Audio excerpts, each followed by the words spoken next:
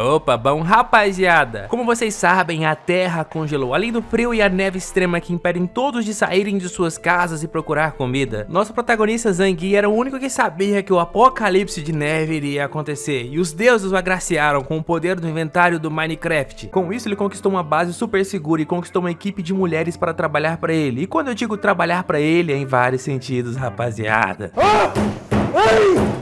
Hoje chegou a hora da parte final dessa história. Isso porque outras pessoas com poderes foram descobertas e todos vão querer o que o Prota tem: sua base, sua comida e seus luxos. No último episódio, Zangui buscou Xin na faculdade, que ela estudava e ficou presa lá pelos últimos 2 meses de congelamento global. Lá todos os alunos maltratavam a cadeirante. Ele foi lá, deu pipoca em quem achou ruim que ele levaria sua garota embora. Xin também pediu para que ele trazesse sua melhor amiga para casa também. O gato gigante que esbagaçava tudo pela frente também veio atrás, pois ele gosta da Xin. Os alunos ricos e mimados ficaram para trás, revoltados, mas por sorte o representante da turma conseguiu o sinal de celular e ligou para seu pai, que é muito rico e influente. E deu certo, o pai do moleque, que era gordo de tão rico, agora era magro, mas estava ali para salvar todo mundo. As pessoas que vieram resgatar os alunos primeiro pegaram tudo que eles tinham de comida na faculdade sem explicar nada, deram as ordens, dos mimados correram para ajudar a carregar seus suprimentos para os soldados. Após todos os alunos retirarem todos os suprimentos do colégio, os soldados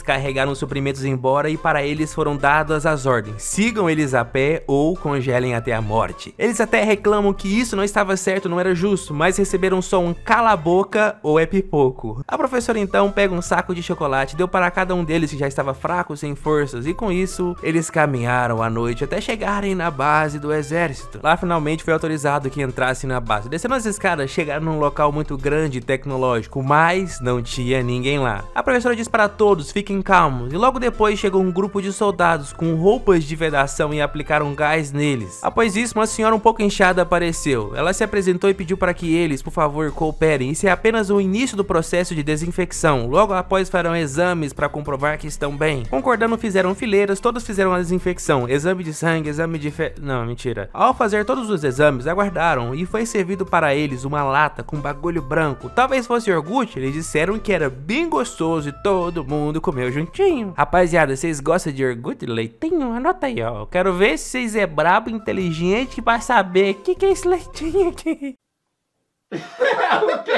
Leite! Após um tempo, o pai do moleque mais influente chegou na sala com a mulher, que foi logo perguntando qual deles é seu filho. Ah, minha senhora, é aquele dali, ó. A mulher disse para todos que sua equipe vai conduzir todo mundo até um local mais adequado, não se preocupem. Porém, o filho do cara, ela diz que deve vir com ele. O moleque, antes de ir, fala para todo mundo que ele não é como eles. Ele é diferente, seu pai é importante, ele também é agora. E antes dele sair com a mulher, o pai avisa para o filho: siga as regras, entendeu? Não quebre as regras. A mulher conduziu o moleque para outro local, e os outros alunos disseram de longe que isso daí não tá certo, é ilegal. Após caminhar, eles finalmente chegaram onde a mulher queria. Ela disse pro moleque: vai se limpar, você está sujo, toma um banho, fica limpinho. E ele foi sem pensar 2 vezes, fazia 3 meses que ele não banhava. Após sair do banho, limpinho ainda de toalha, o moleque arregalou os olhos. Simplesmente a mulher estava na frente dele. Pegou ele pela mão, jogou na cama e falou que hoje tu é meu. Enquanto as coisas aconteciam naquele quarto, voltamos para os outros alunos, que foram levados para outro local para vestirem seus uniformes. Uma mulher junto dos soldados armados disseram que eles vão ser levados agora para o local onde eles irão trabalhar. Após caminharem um pouco, chegaram num local onde haviam dezenas de bicicletas bizarras com engrenagens gigantescas e as pessoas vestidas igual a eles pedalando. A mulher então diz que este é o local onde eles irão trabalhar. Vocês, metidos nesses tempos de dificuldades, vocês terão que trabalhar aqui o dia todo para terem comida e um local quente para dormir. Ela ainda explicou para que esse local funcione a energia da base gerada aqui. Então o trabalho deles é muito importante. Quem gerar energia aqui vai ter o que comer. Quem não gerar energia aqui vai ficar sem energia. Uma das alunas caiu chorando em desespero. Como eles, pessoas tão importantes, poderiam fazer isso? Todas as alunas começaram a chorar, pedindo para a professora salvá-las. Elas não mereciam passar por isso. Enquanto as garotas choravam, a mulher diz: trabalhem primeiro, chorem depois. A professora diz para eles: não tenham medo, pelo menos aqui vocês serão escravos, mas mas terão proteção e comida em um local quente para dormir. Por hora eles devem ir trabalhar e obedecer às ordens, isso inclui a professora. Voltando para a cena onde o moleque está lá atrás, destruído, acabado, usado, sugado, e a mulher satisfeita. Ela veste suas roupas. Após o serviço acontecer, o pai estava na porta esperando tudo terminar. Ele perguntou se foi tudo bem. A mulher disse que sim, o garoto é realmente filho dele, é exatamente como ele, firmeza na queda. Ou seja, rapaziada, o pai serve a mulher daquele jeito e agora o filho é o novo responsável pelo trabalho duro. A mulher então vai embora e diz que espera que o filho dele continue trabalhando duro, mas duro mesmo, porque é algo muito importante para a prosperidade da base, o bem-estar da líder. Depois que a grande líder foi embora, o filho ficou lá deitado sem acreditar no que aconteceu. O pai perguntou se o filho estava bem. Filha, não quebrou nada não? Tá bem? O moleque chorando pergunta para o pai por que ele não disse antes que era assim. É assim que ele vem sobrevivendo esse tempo todo? O que aconteceu? O pai diz que é complicado, as coisas mudaram depois que os tempos difíceis chegaram. O pai senta na cama e explica. Após o começo da tormenta de neve, eles acreditavam que duraria pouco tempo. Descobriram depois que mutantes, pessoas com poderes surgiram. Com o passar do tempo, descobriram que a tormenta não ia passar e a hierarquia das classes mudaram. As pessoas com poderes tinham mais relevância que as pessoas que tinham apenas cargos burocráticos. As pessoas poderiam ter dinheiro, mas as com mais influência se destacaram. As pessoas com menos influências, para continuar a se manter seguro aqui, foi preciso que trabalhassem duro e muito duro.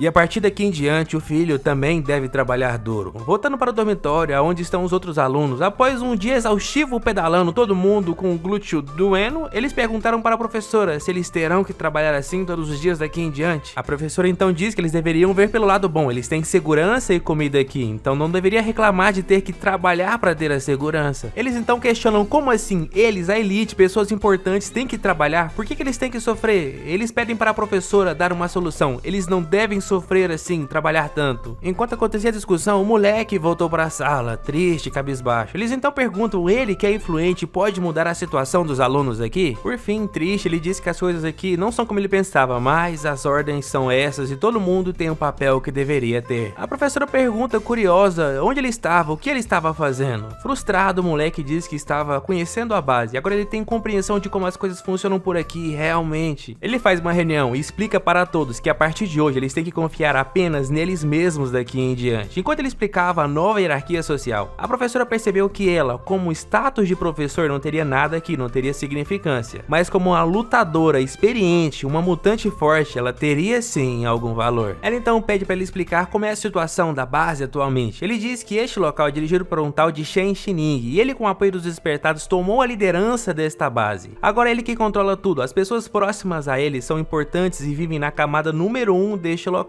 E tem uma vida extremamente confortável. Ao todo existem 4 camadas sociais. O líder e seus familiares residem na camada 1. Na camada 2, os funcionários e pessoas importantes para a base residem lá, cientistas e técnicos, então a vida também confortável. Na camada 3, os mutantes com poderes e também têm uma vida confortável junto dos exércitos militares que tomam conta da base. E a 4ª camada, onde existem mais pessoas. Aqui são as pessoas que trabalham para gerar energia para as camadas seguintes. Aqui todo mundo trabalha e come mingau, apenas isso. No caso do moleque, rapaziada, ele dá mingau, cê está ligado? Não. Assustado, o moleque explica para eles nem pensar em se rebelar. As pessoas do terceiro andar garantem a segurança do local. Aqui ninguém tem chance de sequer pensar em ir contra os mutantes, eles serão aniquilados se tentar. Depois de ouvir tudo isso, um dos moleques pega ele pelo pescoço e diz que isso tudo é culpa dele. Ele diz que eles seriam salvos, teriam uma vida boa. Então o moleque rebate, eles prefeririam ficar na faculdade e morrerem pelo gato ou morrerem pela falta de comida? Não existia alternativa boa, e se eles tiverem alguma chance de melhorar a situação deles aqui, depende da professora Liang. Enquanto a professora estava surpresa com esta afirmação, os alunos voltaram em volta dela dizendo que a responsabilidade é da professora, ela tem que fazer eles melhorarem de vida. Eles não conseguem trabalhar duro a vida toda. Eles querem que pelo menos ela faça, eles teriam um trabalho mais fácil, melhor. Depois de ouvir tanto absurdo, a professora simplesmente falou direto. Ela está cansada, vamos descansar, amanhã a gente trabalha mais. Aí aí a gente discute. Falou, rapaziada. No dia seguinte, todo mundo acorda para ir trabalhar. Todos em fila, a supervisora do local anuncia que hoje é o dia de agradecerem ao Salvador Shen Shining por salvar todos eles. De tempos em tempos, todas as pessoas são reunidas neste local da base para glorificar de pé o Salvador que conquistou a base e mantém todos eles seguros. Enquanto todos seguem o efeito manada, a professora é a única que percebe o que está acontecendo aqui. Enquanto a supervisora diz no alto-falante que eles são gratos ao Shen Shining, ele é muito fodão, graças a ele todos aqui são uma família. Ela sabe que isso daqui é uma lavagem cerebral. Todos são convidados a se apresentar, pega o megafone e dizem seu nome e do que gostam, do que são gratos por ser parte desta família. Após a reunião, eles são levados para comer a raçãozinha de mingau. Nesse instante, ela percebe que os outros alunos já estão se enturmando com outras pessoas e, ao que parece, estão mais felizes. A secretária do chefão vem até o local e no alto-falante é chamado, perguntando se a professora Liang está aqui. Se estiver, ela deve segui-la. A professora, claro, vai até ela, se cumprimenta. Os alunos da professora logo pensam que essa é a chance dela de subir ao poder e ajudar os alunos a ter uma vida mais fácil. Mas a secretária logo encara todo mundo. Voltem para seus lugares. A professora é convidada para sair, para conversar com a secretária na sala do líder supremo. Ele, com toda a sua simpatia, cumprimenta a professora e diz que ela deve se sentar. Ele explica todos os seus planos e ambições para esta base. Com a gentileza dele, ela não se opõe a nada e vai ouvindo tudo o que ele tem a dizer. Após a reunião, ele diz para sua secretária levar ela para sua nova residência na camada 2 da base. Enquanto isso, nós vemos a base do Prota. Lá na camada, a safadeza é liberada. Ele, após insistir muito em tentar fazer amizade com o gatinho, alimentar ele com as melhores comidas que ele tem, ele pouco a pouco foi convencendo a gatinha Flor a confiar nele. Flor observa, assim como Xinshin é preciosa e confia nele, ela, quando o Prota achava que ela ia chegar nele, ela passa pelo Prota e entra na casa dele pela primeira vez. Ela rasga o sofá de $1 milhão,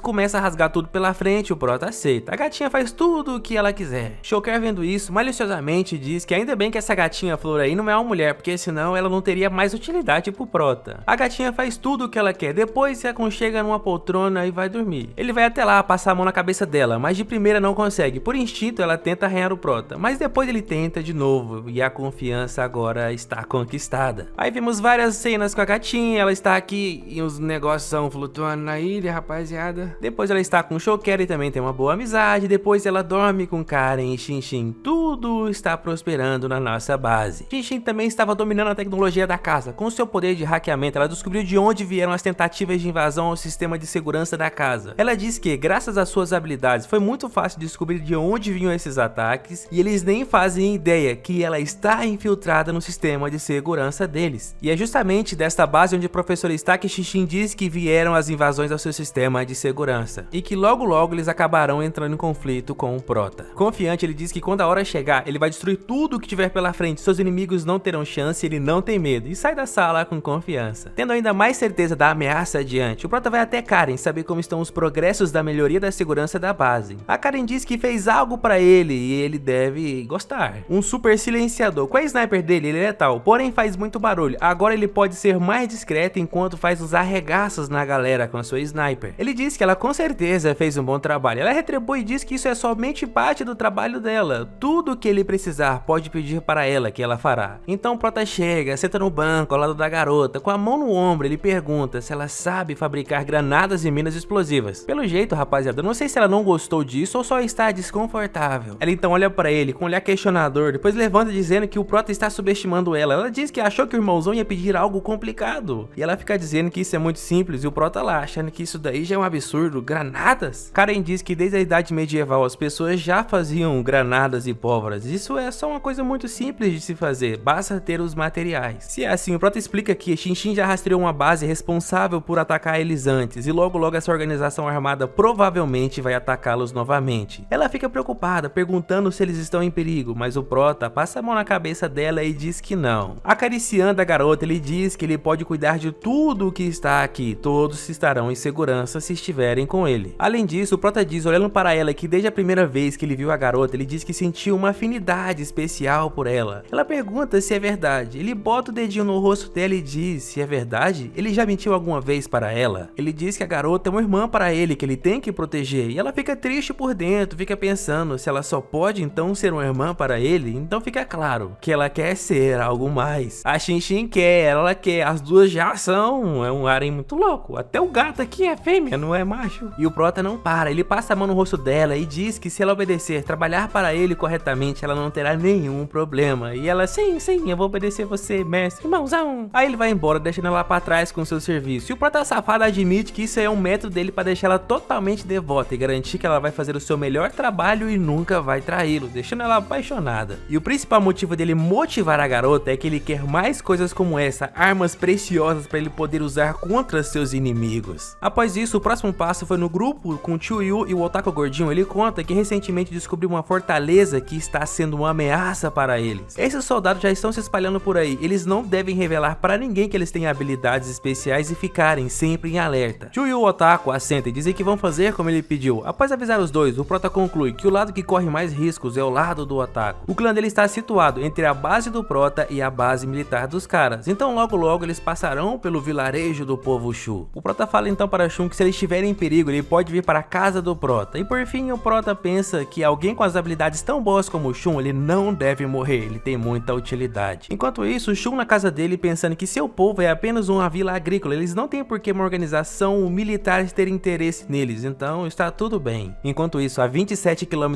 a oeste da cidade de Shu, duas pessoas saem da base, seu destino é investigar a região. O mano que está com a garota pergunta quanto tempo ela acha que vai durar ainda a tormenta de neve. Ela diz que o frio vai durar muito tempo ainda. Na verdade, ela diz que a tendência é ficar cada vez ainda mais frio. Ela diz que talvez esse seja o último ato de Deus para eliminar os pecados da terra. Eles montam nos cachorrinhos e vão em direção ao seu objetivo, investigar o distrito onde fica a base do Prota até o povo Shu. O condomínio onde o Prota reside fica atrás do lago congelado, eles não podem ir lá agora, então a ordem deles é irem adiante, passar por onde fica a aldeia de Shun. Chegando lá, o mais impressionante é o castelo da Disney gigante que fica atrás da aldeia rural. Eles ficam impressionados com tamanha construção. Eu pensava que era um castelo normal, mas na verdade ela diz que é um castelo feito a partir de gelo. Os cães na porta da base fazem barulho, logo os moradores saem para fora para ver o que é. A mulher ainda fica surpresa, eles estão muito preparados para o frio. Estão até com roupas especializadas. Quando os homens perguntam quem eles são, ela se apresenta. Ela é do governo e tem uma missão oficial aqui. Após dar sua carteira ao líder da vila e ver que ela é realmente uma pessoa que está dizendo que é, o velho diz que eles são muito bem-vindos aqui e ainda diz que seu povo vai tratar essas pessoas muito bem. Entrando na vila, ele vai mostrando como são as coisas por aqui. Um dos moradores pergunta por que o líder está acolhendo estas pessoas. Está claro o que eles querem de verdade. Porém, o velho rebate e pergunta o que é mais importante. Neste momento, a comida não é a coisa mais importante, a influência das pessoas poderosas é. O velho tá querendo fazer uma média com o governo. Ele convence o seu pessoal a ceder suas melhores comidas. Esse é um pequeno preço a pagar por isso. Eles preparam um pequeno banquete aos visitantes em nome do governo. A mulher diz que está surpresa como eles conseguem lidar tão bem com a tormenta de neve. Eles têm até comida em abundância, eles conseguem resistir ao frio. Então o velho se gaba, ele diz que tudo aqui é graças a ele. O castelo de neve ele mandou fazer, a organização dos recursos de autossuficiência da vila ele mandou fazer, ele fez. Enquanto os dois ficam surpresos de como o velho é competente, então o mano reconhece que o velho é um vagabundo. Ele virou líder, não tem nenhuma semana, tudo que ele está falando é mérito do líder anterior. A mulher ainda estava curiosa sobre como eles conseguem tantos alimentos. O velho então explica que antes da tormenta de neve, seu vilarejo era uma potência agrícola e produzia cerca de 30% das verduras da cidade. Mas, de repente, o velho burro percebe que revelar todos os seus segredos para as pessoas assim é uma desvantagem. Então ele muda seu papo, dizendo que também não é bem assim. Nós também não estamos com comida à vontade. Isso daqui é uma oferenda especial. Também está difícil conseguir comida lá fora na neve. Então ele desviou o assunto para a construção de gelo, igual um igu. Ele diz que ele mesmo que comandou a construção. E eles falam como ele é cabuloso em uma organização. O governo ganharia muito tendo ele como aliado. O velho traz mais comida e diz que eles não devem ser tímidos. Podem comer o quanto conseguirem. Só que mais comida assim faz a mulher ter certeza. Esse povo aqui tem muita comida. Pode ser útil para eles tomar. O velho questiona o governo se eles sabem quando a tormenta de neve vai acabar. Se eles têm alguma medida a tomar sobre esse desastre de neve. A mulher calmamente enquanto come diz que o governo tem um plano elaborado para solucionar a tormenta de neve. Logo será colocado em prática. Eles ficam extremamente animados em ouvir isso. E a mulher diz que tudo está sob o controle do governo. Depois a mulher pergunta se eles repararam que alguma coisa diferente aconteceu com algum aldeão ultimamente. Dessa vez o velho não foi idiota, ele fingiu que não sabia do que eles estavam falando. E ela conta que o governo está reunindo essas pessoas para ajudar a reconstruir o país. E ela ainda diz que pessoas que souberem informações de outras pessoas mutantes podem contar a organização e receberão crédito por por isso. Porém, o velho pensa consigo mesmo, sem nenhuma real confirmação do que ele teria de benefícios, ele não vai revelar que Shun é seu mutante. Mas ele pede o telefone da garota e diz que se ele souber alguma informação, ele mesmo vai entrar em contato e dizer para ela. Porém, mudando sua expressão, a mulher diz que ela sabe que ele está escondendo alguma coisa para os superiores, e isso não está correto. O velho com medo diz que não entende do que ela está falando, e ela insiste. Ela sabe que algo de errado está acontecendo aqui pelas ações que eles tomaram. Ele ainda em choque, ela diz que esconder coisas da organização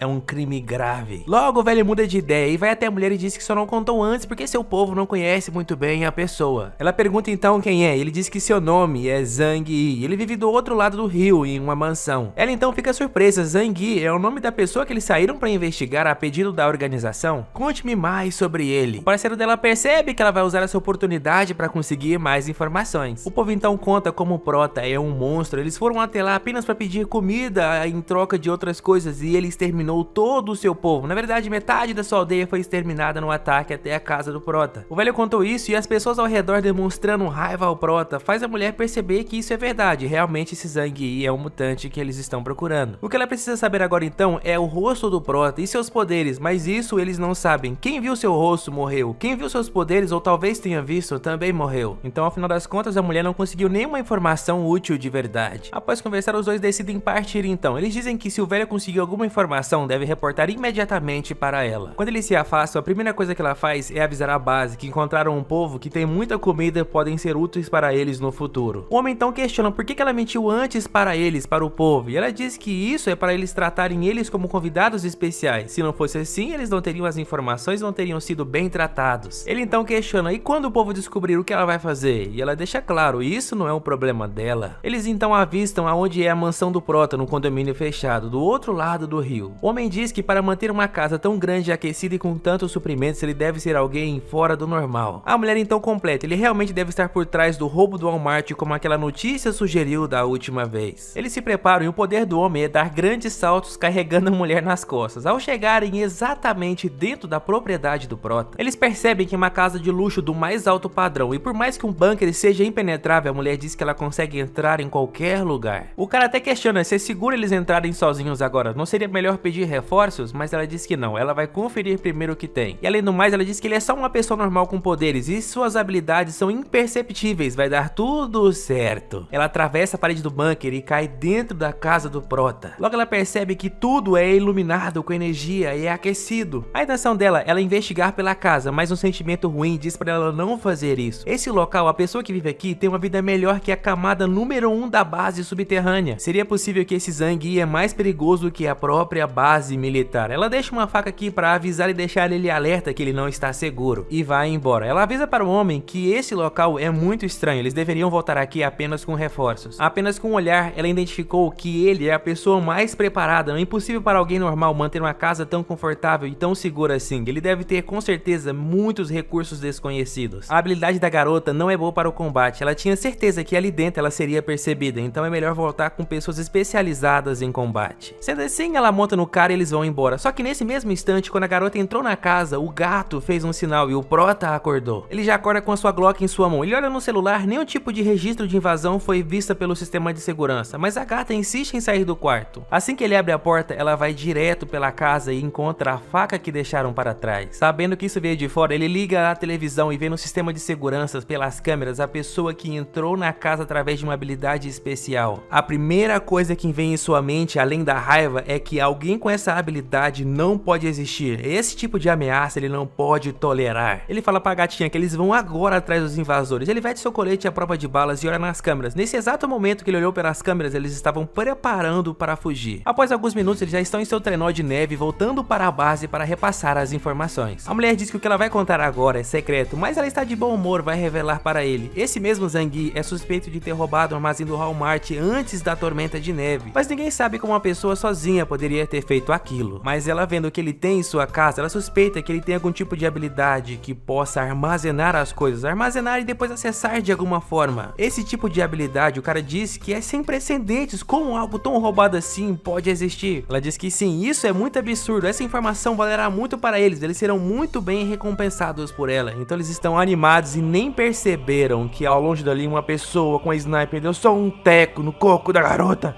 Morri!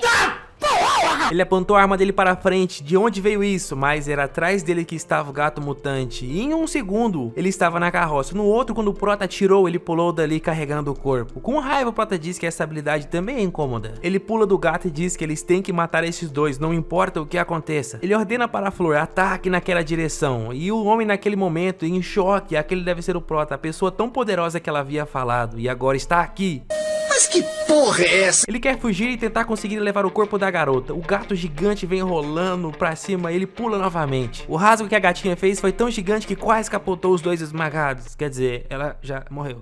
Quando a gatinha vai pra cima de novo, ele atira com uma AK que ele tirou da bunda porque ele não tinha isso antes com ele. E o Prota atira, faz ele desviar pro ar. A gatinha pulou atrás dele. Nesse instante, o Prota diz que o destino do moleque já estava selado. Ela deu uma patada e o Prota deu mais um tiro. Nesse momento, ele desvia no ar. Só que esse instante de hesitação, a gatinha desceu e deu uma bocada que entrou o braço inteiro dentro da boca. Com o braço preso, foi só um balaço no coco e morreu. As duas pessoas estavam jogadas na neve e a gatinha estava estranha. Ele pergunta o que está acontecendo e logo percebe que o corpo da garota começou a emanar uma energia amarela. Ele, curioso, vai até ela e pergunta se isso tem a ver com os poderes da garota. Ao tentar tocar a energia amarela, essa mesma energia flui para o corpo dele. Ele sente que sim, eram os poderes da garota que agora fazem parte do Prota. Muito contente com isso, ele dá um beijo, um abraço na gatinha, Flor. Depois ele pega o corpo da garota para examinar e coloca dentro de seu espaço de armazenamento. Agora que eles não estão vivos, não terá problema. Ele também coloca o cara e começa a sugar ele pela cabeça lá,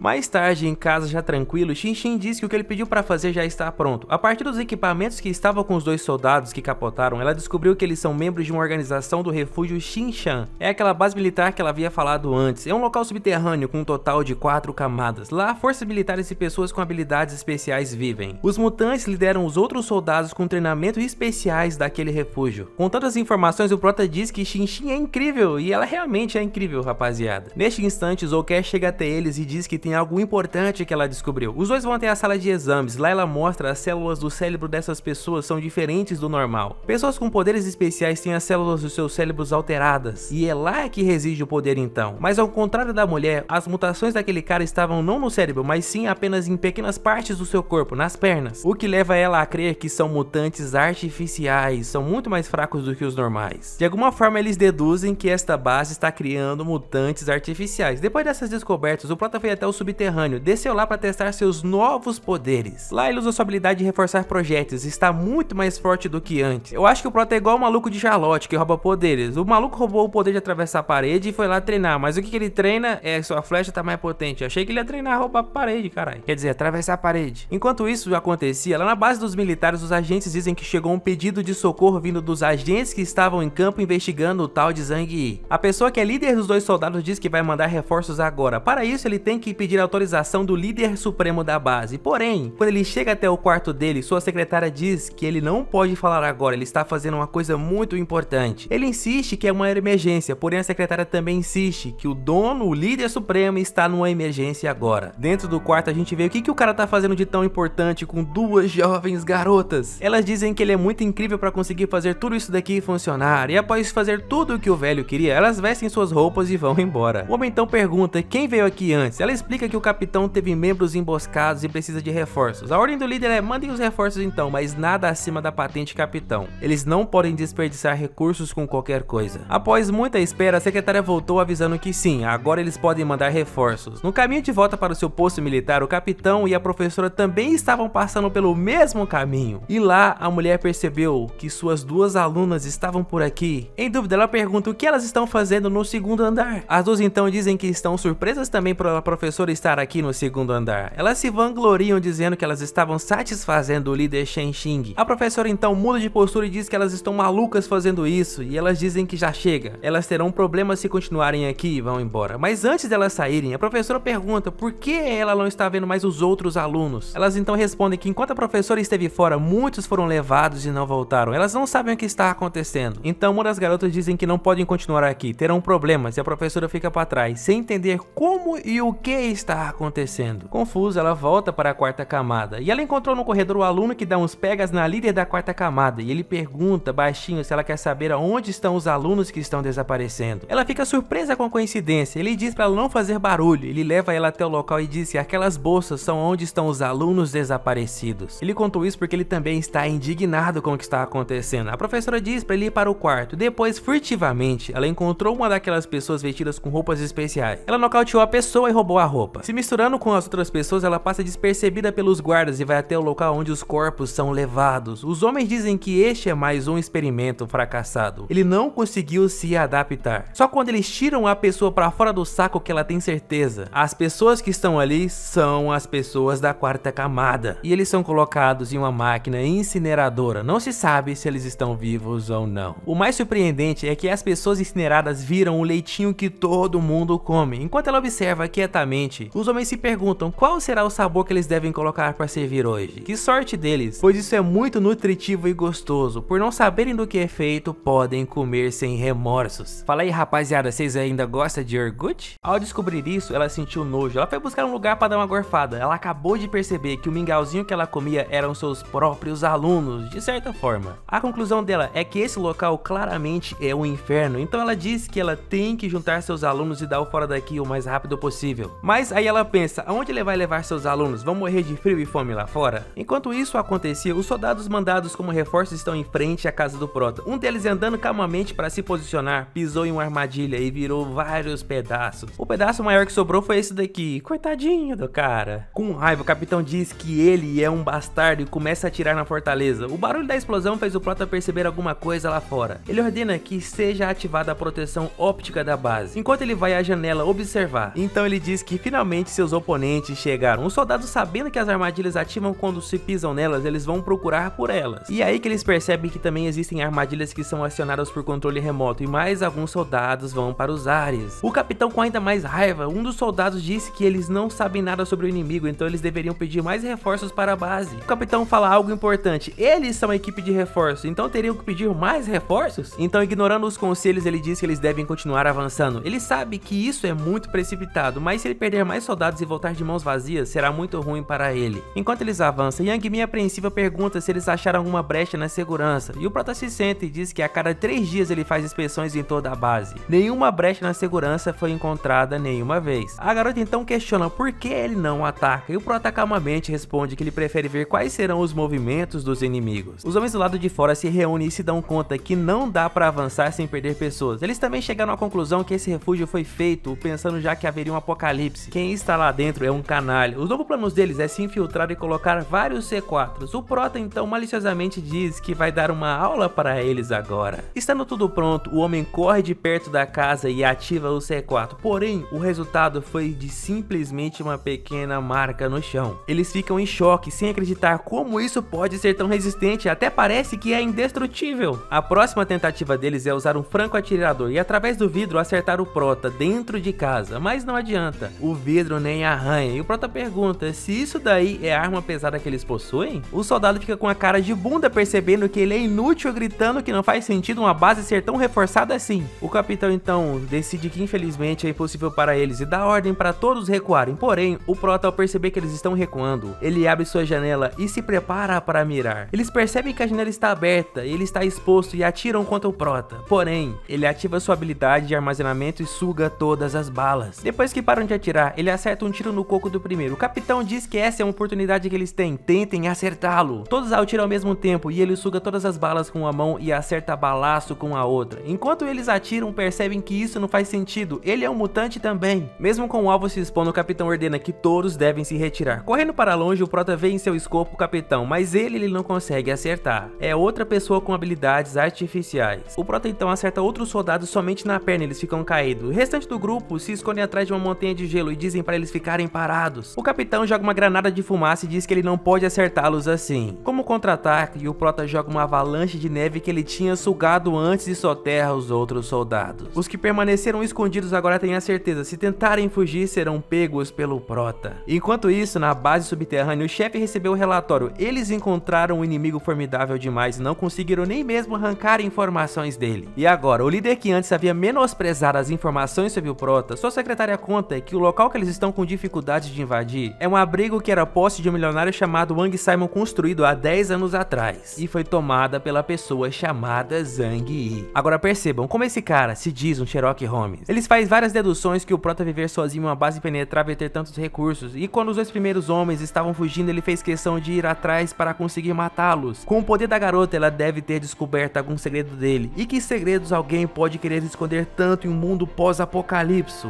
Recursos. O líder diz que o tal Zhang Yi, suspeito no roubo do Walmart, deve ter conseguido aquelas toneladas de recursos e suprimentos. Então ele é uma fonte quase inesgotável de comida. A conclusão do líder é que agora eles devem focar todas as suas forças militares para conseguir destruir a base do Prota e capturá-lo. A secretária concorda que os recursos da base estão se esgotando. Os recursos daquele cara poderiam fazer uma vida abundante na camada 1 por mais de 10 anos. Então a resposta do líder é: vamos nos preparar para a guerra. Como resultado disso, centenas e centenas de soldados logo estavam passando pelo vilarejo de Shu. Então ele foi logo ligar para o Prota e informar o que estava acontecendo. Mas antes do Otaku falar alguma coisa, o Prota já perguntou: existem soldados que passaram por aí? Ao receber a confirmação que sim, o Prota disse para ele tomar cuidado. Eles vão passar pelo vilarejo e provavelmente vão roubar toda a comida aí para reforçar seus soldados. Se Shun sentir que está em perigo, ele pode fugir para a casa do Prota imediatamente. Porém, o Zhang Yi diz com sinceridade: essa base dá muito valor para mutantes fortes. Ele tem certeza que Shun seria bem-vindo junto a eles. Com este pessoal, ele teria muitas regalias, e que Shun pode pensar nisso sem pensar no Prota. O Prota garante que ele mesmo consegue defender a si e as pessoas que estão próximas a ele. Depois de tudo isso dito, mesmo sem graça, Shun diz que não vai fazer isso. Ele é um seguidor leal do Prota. Enquanto isso, no vilarejo, os soldados estão passando por dentro da aldeia de Shun. Ele foi ordenado a não sair de casa, porém lá estava ele, chamando pelo líder. O Otaku diz que esconder sua identidade é um erro. Eles vão acabar descobrindo, e se for por ele mesmo será melhor. Se não for assim, vai ser visto como um mentiroso pelos soldados. Com essa argumentação, o líder então apresenta ele como um mutante que existe aqui nessa vila. O capitão logo pergunta quais são suas habilidades, o que esse garoto sabe fazer. Ele mostra que é controlar a neve. Com esse tipo de poder, o capitão já diz que ele tem um futuro brilhante na organização. Então o capitão levou o garoto para conhecer ele melhor. Então mais tarde, o Prota recebeu uma ligação. Shun contou quais são os planos dos soldados e os poderes que eles possuem. O Prota então agradece e pergunta de novo: ele tem certeza que não vai se juntar a esta base? O Otaku diz que não. Ele diz que confia em seus instintos, e seus instintos dizem para ele seguir o Prota fielmente. Após saber os planos e os poderes de alguns soldados, o Prota faz uma reunião com suas garotas. Ele diz que o exército inimigo está prestes a atacar. Quando isso acontecer, elas devem ir para o subsolo por segurança. A verdadeira parte impenetrável desta base é o subsolo, mas elas não devem se preocupar. Isso vai acontecer se eles passarem pelo Prota aqui na parte de cima. Depois ele foi conferir com Xin como está a segurança cibernética da casa, e ela confirma que eles tentaram invadir diversas vezes, mas ela impediu que isso acontecesse. Após agradecer Xin pelo seu ótimo trabalho, ele foi até Karen e ele cumprimenta a garota e pergunta: o inimigo externo, como que ele poderia fazer para derrubar as seguranças desta base? Ela diz que se fosse um prédio, a forma mais óbvia seria explodir a base e derrubar todo o prédio. E nessa casa seria a única alternativa plausível também, porém ela explica que para explodir esse abrigo seriam necessárias 1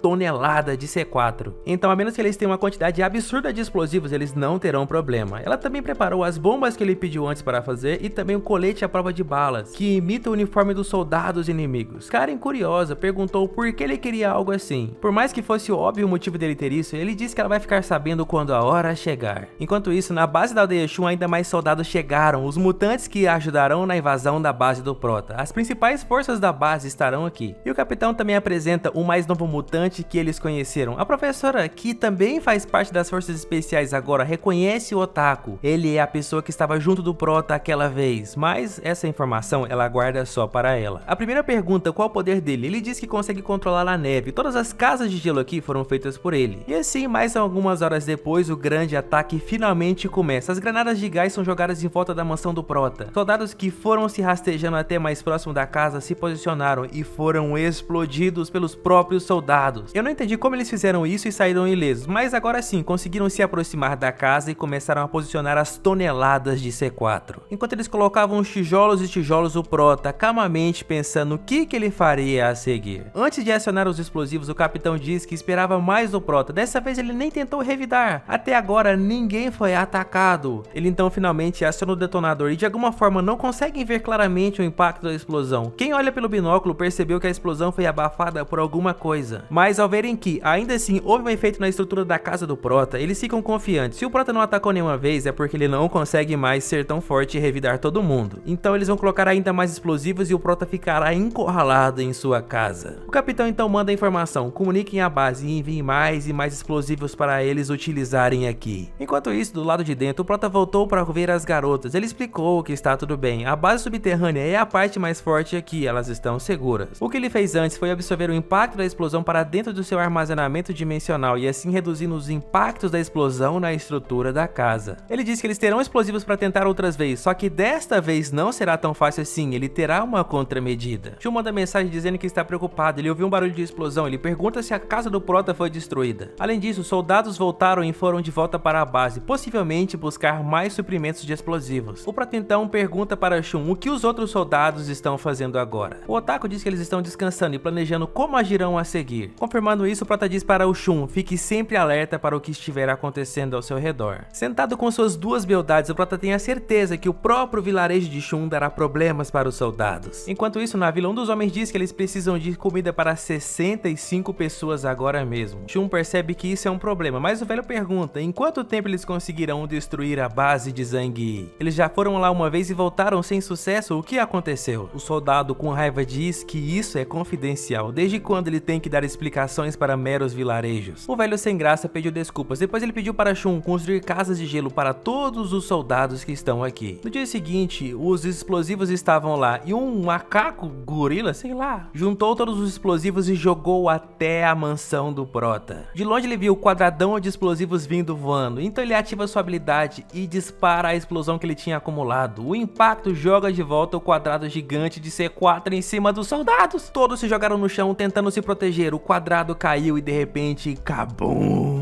Dezenas e dezenas dos soldados foram arremessados para longe com a explosão e foram carbonizados. Em choque, o capitão se pergunta como é possível isso? Como que isso pode acontecer? Frustrado, ele grita e pergunta como que o Prota é capaz de fazer essas coisas. Nesse intervalo que ele ficava se lamentando, um balaço quase pegou no coco do capitão. Por sorte, ele desviou da bala do Prota. Outro soldado tomou um balaço no coco, mas esse tem um poder de resistência, a cabeça dura, aí a bala não entrou, rapaziada. O Prota também percebeu a movimentação de outros soldados que atiraram de duas posições diferentes. Com a sua habilidade de armazenamento, ele absorveu as duas balas. E surpresa, ele disse que isso foi muito bom e repeliu as balas na direção exata, e os dois atiradores tomaram o balaço no coco. Tudo estava indo muito bem, até que ele percebeu uma vibração muito forte, um alerta que 0,028% da base foi danificada. Olhando para baixo, ele viu que o capitão estava socando a parede da construção. Ele então de perto olhou para o Prota e ameaçou, dizendo que vai destruir a sua fortaleza, custe o que custar. E o Prota friamente apenas observando essa pessoa monstruosa. Ele tem uma força e uma velocidade fora do normal, deve ser um inimigo formidável, mas do lado de fora de sua base ele não pode fazer nada contra o Prota. Mais uma vez os moradores voltaram para o povo de Shu e dessa vez também não conseguiram nada. Ainda mais irritado, o homem disse para todos se calarem e dessa vez eles precisarão ainda de mais comida para se recuperarem. E o homem ainda exige: tragam mais comida e da melhor comida que tiverem. Ainda mais adiante, o homem diz que eles deveriam dar uma lição nessas pessoas mesquinhas, porém o capitão diz que não. Até que o Prota seja derrotado, eles são mão de obra gratuita e fornecedores de alimentos para eles. E além disso, quando tudo acabar, eles podem ser levados para a base para produzir energia para eles. Enquanto isso, dentro da base do Prota, Zolker foi perguntar se ele estava ferido. Ele diz que não, está tudo bem. Yagami traz sua refeição. Enquanto ele come, ele pergunta para Karen quais foram os danos na estrutura e como que ela pode reparar. Ela diz que tudo é uma questão de ter os materiais e além disso, ela tem que ir pelo lado de fora para consertar e neste momento não é seguro. O Prota diz que está tudo bem. Tudo que ele precisa saber é que tem como reparar. Não tem pressa quanto a isso. Enquanto ele é muito bem tratado, ele tira uma cerveja para Yangmi e depois dá para todas as outras garotas e fazem um brinde. Tudo está indo como planejado pelo Prota, rapaziada. Enquanto eles comiam pela manhã, o telefone de Shinshin toca. Ao perceber que era uma mensagem, ela entrega para o Prota e diz que é uma mensagem de sua professora para ele. É um pedido de ajuda da mulher e ela quer falar diretamente com o Prota. Antes de negociar, o Prota pede para que as duas falem como é exatamente esta professora. Ele burro pergunta se tem alguma chance de ele falar com ela pelo telefone e entrar um vírus aqui e invadir a casa. E a Shinshin fala que ele é burro pra caralho. Isso é impossível. Sendo assim, o Prota manda uma mensagem dizendo que pode falar agora. A professora liga para o Prota dizendo que quer trabalhar com ele. Seus estudantes na base estão em perigo, então ela não tem escolha a não ser cooperar com o Prota. A pergunta dele é por que ele deveria ajudar. A professora vai direto ao ponto, dizendo que ela está infiltrada na base. Ela pode ser útil para ele aqui dentro e tudo que ela quer em troca é a segurança de seus alunos. Para ajudar ela, ele diz que tem que ter algo em troca. Pode ser, por exemplo, informações de dentro da base. A professora diz que está tudo bem, está de acordo. Uma pessoa que salvou o Xinxin arriscando sua vida, ela pode confiar. Sendo assim, ela contou tudo o que ela sabe para o Prota sobre os experimentos que são feitos na base utilizando as pessoas da quarta camada. Inclusive a parte que eles não desperdiçam nada. As pessoas que falham nos experimentos são transformadas em proteínas. Ao ouvir tudo que é feito lá, as duas garotas ficam em choque, abismadas com isso. Quando ele conta sobre os experimentos que são feitos lá dentro, é a escolha das pessoas estarem lá, pois não tem outra alternativa a não ser morrerem congelados. Karen diz que não sabia sobre isso, era melhor ter ficado na academia em vez de ter ido para esta base. Depois de conversar com as garotas, o Prota liga de volta para a professora. Ele diz que a base é muito poderosa, ele não tem um poder o bastante para se arriscar em invadir o local e salvar os alunos da professora. Ela então pergunta se é uma questão de valer a pena, pois o poder para resistir os ataques da base ela já percebeu que o Prota tem. Se ela puder provar o seu valor, o Prota pode de alguma forma ajudar a resgatar os seus alunos. Ele diz que está disposto a negociar, espere o contato dele e na hora certa que ele fará alguma proposta. Após desligar o telefone, o Prota pergunta sobre Xinxin. Ela havia dito que se pudesse implantar um cavalo de Troia pessoalmente nos computadores da base, ela poderia tomar o controle. Se essa for uma alternativa, ele pode concordar em ir até a base. Enquanto isso, os soldados estão na aldeia de Shun, passando as informações. Eles dizem que estão aqui não para salvá-los, mas sim para derrotar o demônio que está destruindo a vida deles do outro lado do rio. Então, como eles têm objetivos em comum, o pessoal da vila deveria se unir e cooperar para destruírem o Prota num objetivo comum. Depois, na sala de reunião, é discutido quais serão seus próximos passos. Até então, eles não conseguiram dominar nenhuma parte da área do Prota, mas conseguiram informações de quais são os seus poderes. Enquanto ele lista os poderes que o Prota tem, eles ficam abismados com o risco que estão correndo. Basicamente, ele é capaz de repelir bombas, granadas, mísseis e consegue atirar, se defender de balas. Basicamente, ele é um demônio. Em poder de força bruta, não compensa bater de frente. Então, o plano dele é usar os mutantes para atacar em seu ponto cego, utilizando todo o seu poder. A base do Prota é muito grande e tem muitas janelas. Eles usarão granadas para escurecer a base do Prota e atacarão de pontos cegos que ele não conseguirá prever todos os ataques, e assim em algum ponto irá funcionar. A professora então questiona, o plano deles é usar os aldeões da aldeia Shu para conseguir distrair o Prota. O capitão não precisa responder que sim, ele diz que quando eles saírem dessa terra, os aldeões serão impotentes contra Zhang Yi, então a única alternativa que eles têm é se juntarem e darem suas vidas para derrotar este monstro que assola suas terras. É um sacrifício necessário, porém a professora é contra isso, qualquer tipo de covardia ela se nega. Então ela deixa claro, se não houver uma ordem melhor, ela não irá seguir. Uma mulher do lado diz que isso pode parecer errado, mas eles não têm alternativa. No mundo pós-apocalíptico, apenas poucas pessoas podem sobreviver, e neste caso, ou é o Prota ou nós. O capitão então argumenta, romper com o exército agora significa deixar seus alunos da base desamparados. Entendendo que isso é uma ameaça, a garota não diz mais nada, então o capitão ainda diz que eles não farão muita coisa, eles só precisam cavar túneis para eles utilizarem no ataque contra o Prota. Vendo que não tem escolha, a professora diz que pelo menos espera que eles não façam os aldeões morrerem de tanto trabalhar. O capitão diz que isso não vai acontecer, não se preocupem. Um tempo depois, ele está dando ordens no megafone. Todos devem cooperar e cavar túneis para conseguirem acessarem a base do Prota. Todos irão trabalhar de agora em diante pelo bem comum da humanidade. Os moradores não satisfeitos dizem que eles vêm aqui, comem sua comida, usam suas casas e pedem para que eles trabalhem de graça para eles e arrisquem suas vidas. O líder, como sempre, apoia o exército e diz que eles devem obedecer. Isso é para o bem da própria aldeia. Mesmo com o líder falando que eles deveriam fazer isso, seus homens dizem que não, eles não irão fazer e não concordam com isso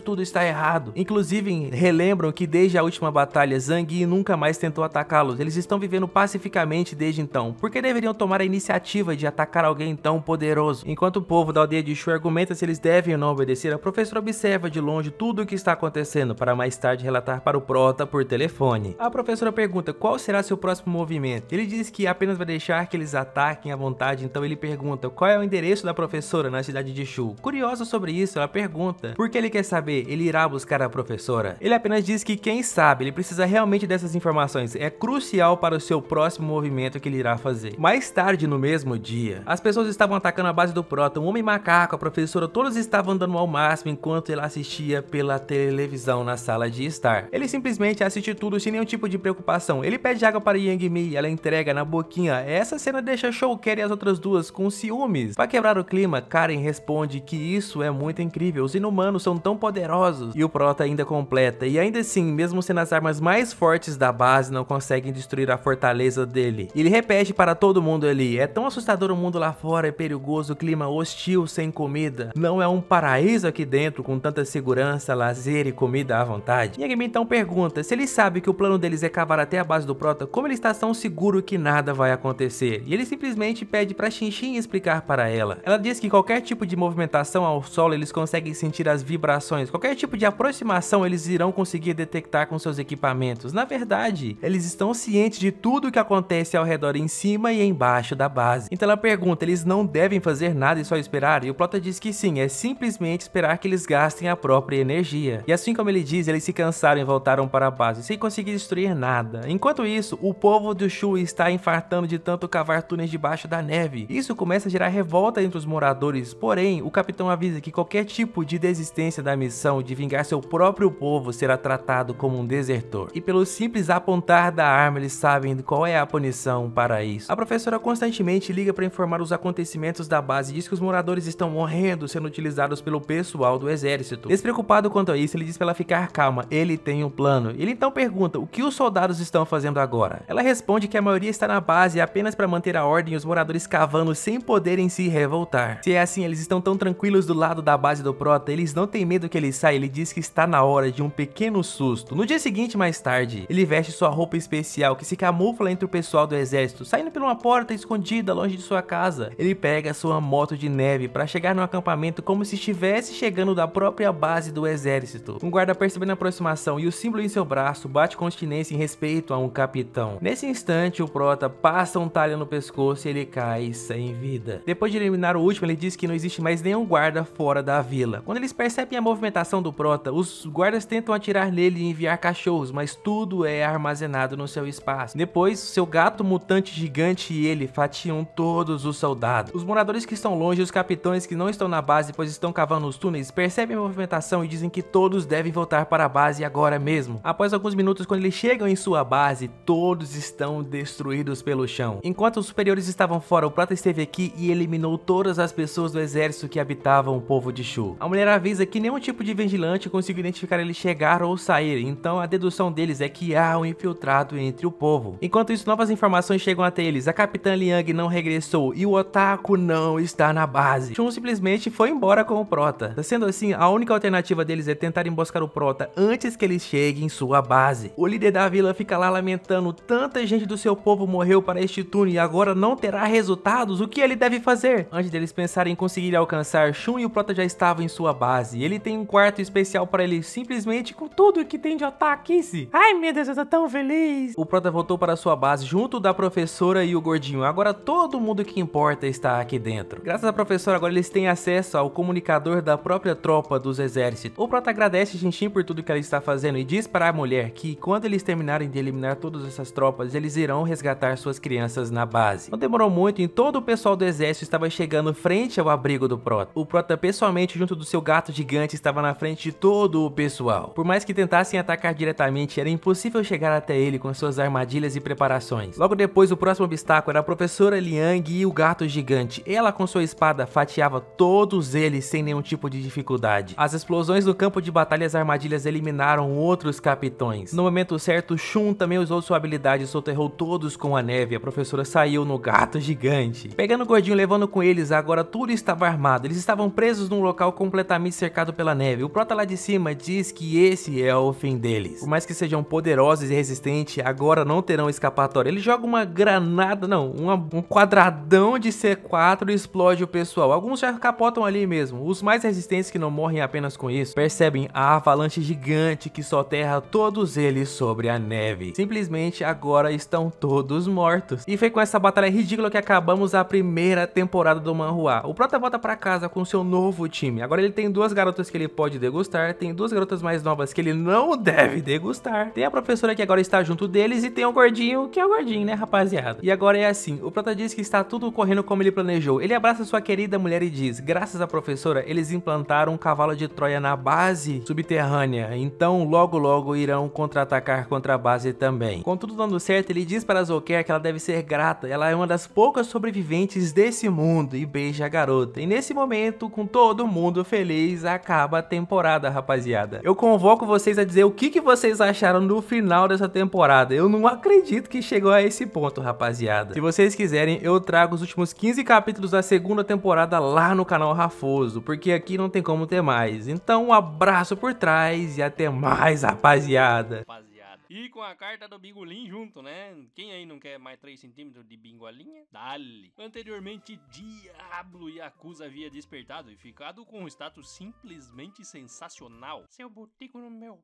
Tudo isso, é claro, por causa da cremosa, né, rapaziada? Já no capítulo de hoje, ele está falando para ela que a gangue Buki do Sul, onde ela está, abandonou ela sem mais nem menos. E que isso jamais aconteceria se ela estivesse na escola onde ele está agora, na escola do Oeste. O que leva ele a perguntar o porquê que ela não se junta à gangue Buki do Oeste, a gangue Buki do Jubileu. Ela ia falar, mas pensa um pouco com mais cuidado. Então, novamente, ela ia falar e se desculpar ali, mas o Kuza fala para ela fazer silêncio. Não precisa dizer mais nada, minha querida, já que o coração dele não é tão forte assim, não vai aguentar tudo isso. Pera aí, por que você disse tudo aquilo do nada? E isso meio que não é uma vontade dele. O estrategista disse para salvá-la e deixá-la em dívida para depois oferecer um lugar na equipe. E era para ele usar isso para chantageá-la, rapaziada. No entanto, um homem de verdade jamais tiraria proveito de uma situação dessas. Ele não quer se tornar... Kozuo tentou defender seu dono até o fim, mas eu acho que não ia dar não, hein? O prota chegou agora, pula do topo de um prédio de 300 metros de altura. No meio do ar, outro monstro atravessa o prédio pra engolir o moleque. Caralho, cuzão. Olha o tamanho dessa boca, misericórdia, cê é louco. Mas o prota dá só uma mãozada no ar mesmo. E aqui notamos fortes indícios de hack no olhar do moleque, rapaziada. E ele explodiu só com um soco o monstro e o prédio junto. E de certa forma ele salvou o garoto e o cachorro, porque o outro monstro virou pra ver que barulho foi esse. O barulho foi feito. Pra salvar o garoto, ele derrubou um prédio inteiro, mas o cachorro também foi salvo, então tá valendo. E o complicado é que mesmo que ele salve os dois ali, pra todo lado que se olhe, pra cada centímetro tem outras criaturas que vão destruir tudo pela frente. Ainda assim, o prota com seus hacks conseguia derrotar qualquer coisa com apenas um soco. É tipo um Saitama com mais cabelo, mas talvez com menos dente aqui, ó. Cadê os dentes, rapaz? O único com a força pra lutar contra as criaturas, explodir tudo na porrada. E eu vou falar pra vocês, olha como é que o moleque é estiloso demais, arregaça tudo pela frente. Aquele titã de macarrão de 200 metros foi pisar nele, crente que ia derrotar o humano. Vendo de cima, pareceu mesmo que ele acertou e amassou o protagonista, mas pensando melhor e olhando daqui de baixo, nem isso foi o bastante, então toma. O prota prepara mais um socão daqueles, ele bate ali mesmo, debaixo do pé do titã, com seus olhos estralando o hack, o soco atravessou o pé, a perna, o peito do titã e foi subindo até, deve ter acertado até a lua, essa miséria, velho. Nossa! Mano, o prota roubadaço bagarai, velho. Quando a gente pensa que nada ali pode ferir ele, os demônios com aparência de humanos são os mais perigosos. Um demônio meio vampiro aparece, esse daí quando tira a capa, o prota já fica no modo sério. E a trocação de porrada desses dois aí vai terminar com a destruição de toda a cidade, matar o resto que tiver escondido nos prédios é certeza, mas antes disso, rapaziada, a história de verdade começa há 8 meses atrás, com o prota dizendo que o motivo desses monstros estarem aqui é culpa dele. Vocês acharam que ia ser porradaria desde o começo, calma aí, rapaziada. Essa é a vida do prota, nos dias dele indo pra escola, o bullying... Muita dor. O prota estava sofrendo bastante quando começou a transmissão e ele foi completamente engolido pelo monitor. Sua consciência foi se perdendo. Parabéns, jovens guerreiros. Hoje todos vocês irão deixar este local sagrado e se tornarão verdadeiros guerreiros. Foi nesse momento que ele percebeu que tudo havia mudado. Tochas ao invés de lâmpadas. Para onde ele olhasse haviam bárbaros musculosos. Além de que havia um velhote gritando para que pegassem armas que melhor se encaixassem com eles. O protagonista na hora começa a se questionar de que isso é a introdução de um jogo, né? O corpo dele parece bem, mas mãos ásperas, músculos duros e tatuagens, essa movimentação, o protagonista gamer Zé Ruela havia se tornado um bárbaro de verdade. Até que de repente o homem velho começa a falar novamente, falando para aqueles que forem chamados, eles devem vir à frente. Ele começa chamando o terceiro filho de Venom, Karaki. O rapaz vai até o velho e acaba escolhendo uma arma, um machado de 2 cabeças. E com isso é anunciado que agora ele é um guerreiro. O próximo a ser chamado é a segunda filha de Fenelin. Quê? Feneline. Não consegue, né? Não. O próximo a ser chamado é a segunda filha de Fenelin, Einar. E assim, pouco a pouco, eles foram escolhendo seus armamentos. Para os jovens guerreiros, que a graça de Rafdonia esteja com vocês. E só então um protagonista entendeu, rapaziada, que ele realmente está dentro de Dungeon and Stone. Eita porra do caralho! Bárbaro, a classe na qual ele havia escolhido, a classe que ele estava jogando agorinha, foi o que ele se tornou. Enquanto ele se questionava como isso aconteceu, alguém fala que isso não pode ser verdade. O Tarzan aqui, completamente assustado, fala que eles estão em Dungeon Stone. Ele só queria saber como que eles foram parar ali. E isso levou o Prota a entender que esse rapaz... Eles emitiram uma ordem. Por conta dessas circunstâncias extraordinárias, o comitê de bairro vai fazer uma gestão de todos os suprimentos dos imóveis. Aqueles que não cooperarem serão presos e interrogados pela polícia. Mano, pilantra essa mulher, e vendo essa mensagem todos ficaram insatisfeitos no grupo, principalmente Zhen Sheng. Mas mesmo que ele seja influente, é uma ordem da polícia, eles têm que obedecer. Enquanto isso, a Tia Lin continua no chat do grupo. Devido à seriedade da tempestade de neve, o comitê de bairro decidiu recolher todos os suprimentos de cada proprietário do prédio e distribuí-los de forma igual para todos, para ajudarem todos a passarem desta crise. Ao ver essa mensagem, o Prota se lembra que ela fez a mesma coisa na vida passada e roubou a comida de todos os moradores. O erro da Tia Lin, rapaziada, foi enviar uma mensagem no privado do Prota dizendo: você deve ter estocado muita comida. É a sua vez de fazer a sua parte. Manda pra mim. O Prota, com raiva, imediatamente manda uma resposta em áudio. Seu Armando, aí o senhor vai no grupo e fala pra todo mundo ouvir. Vai tomar no... Brincadeira, rapaziada. Ele disse que já comeu tudo e ficou sem suprimentos em casa também. Quando ela recolher do prédio, por favor, compartilhe alguns comigo também. Ouvir esse áudio fez a velha quase infartar de raiva. Como que esse moleque poderia ter acabado com tudo tão rápido? Ele mora sozinho. Mas percebendo que ele e seu neto estão na pior e dependem do Prota, a senhora se acalma e responde gentilmente: isso é uma ordem da organização, você tem que obedecer. Depois que a neve passar, relatarei as suas boas ações para a organização e você será recompensado. O Prota admite que em sua vida passada, se não tivesse morrido, ele teria acreditado na